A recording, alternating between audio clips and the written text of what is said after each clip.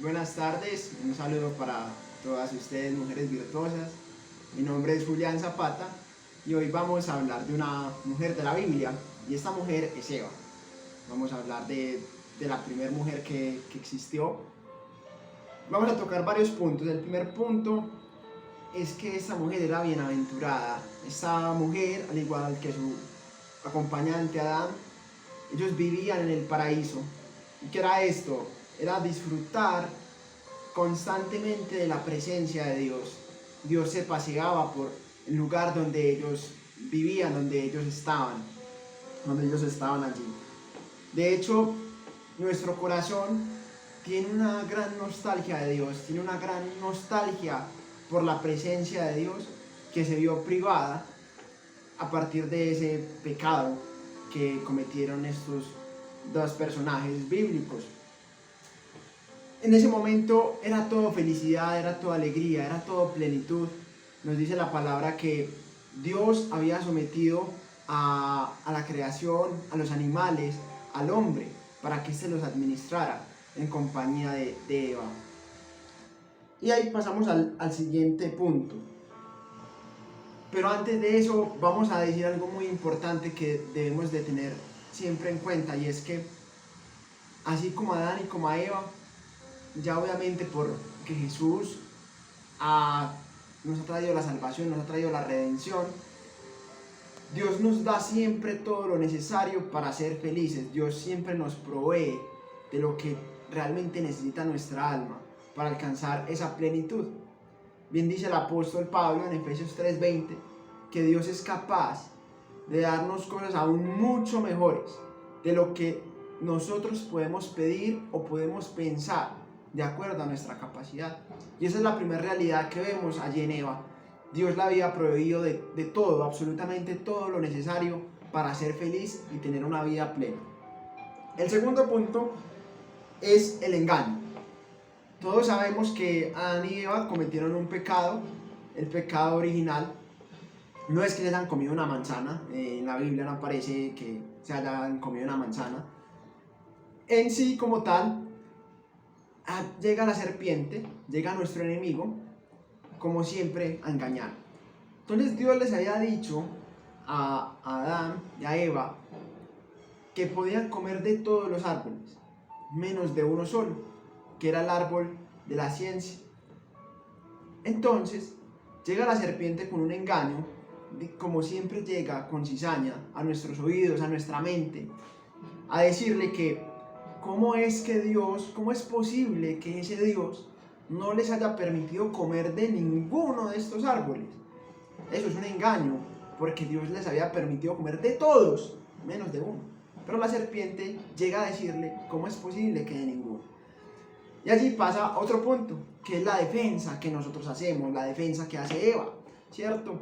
Cuando llegan estos engaños, nosotros tenemos mecanismos de defensa. Entonces Eva utiliza su memoria para recordar que no, un momentico, Dios nos permitió comer de todos, a excepción de este. Entonces la serpiente persiste, el mal persiste cuando nosotros nos defendemos, por eso no podemos flaquear. Entonces persistió y le dijo que si comían de este árbol serían como dioses.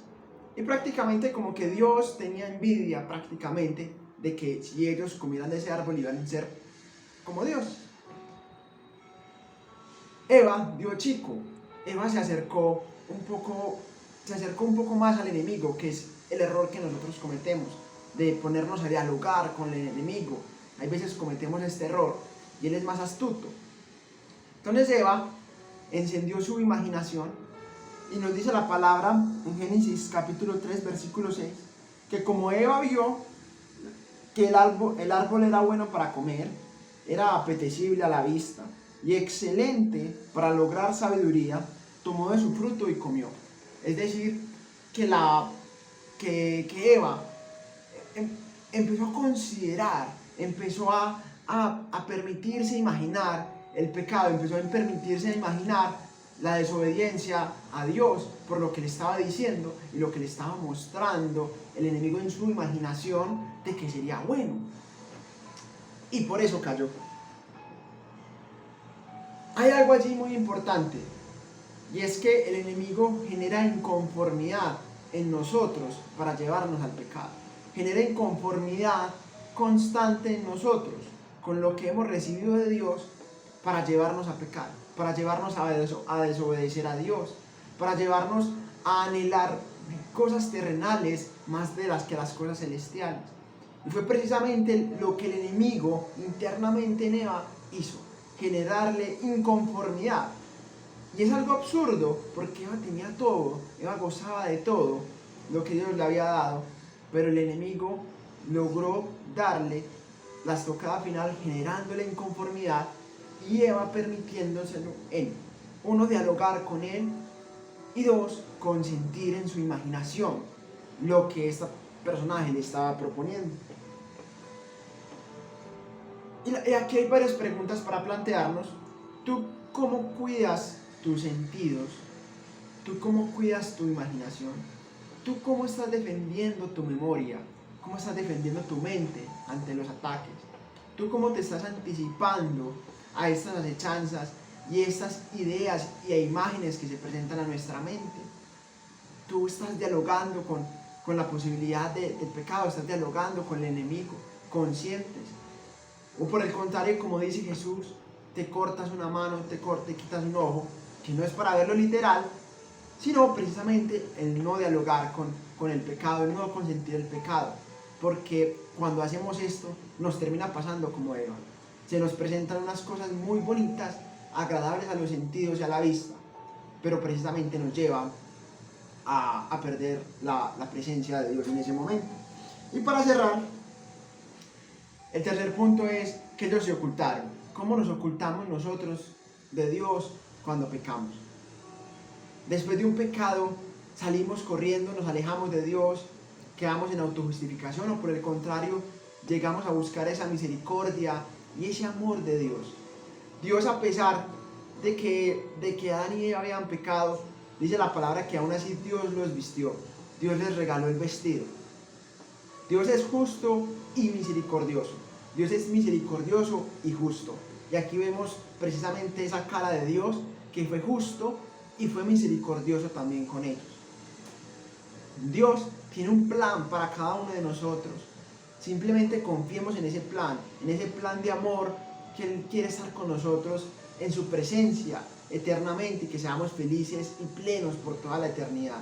Confiemos en su voluntad, confiemos en lo que Dios nos llama, lo que Dios nos ofrece, lo que Dios nos brinda, y no dejemos que ese permanente descontento que quiere poner el enemigo en tu corazón, en tu mente, juegue el papel de Dios y sea quien guíe nuestra vida.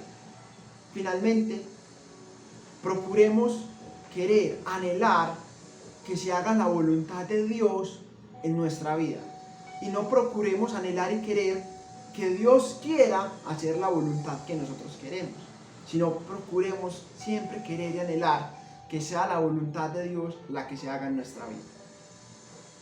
Gloria al Padre, gloria al Hijo, gloria al Espíritu Santo, como era en un principio, ahora y siempre, por los siglos de los siglos. Amén.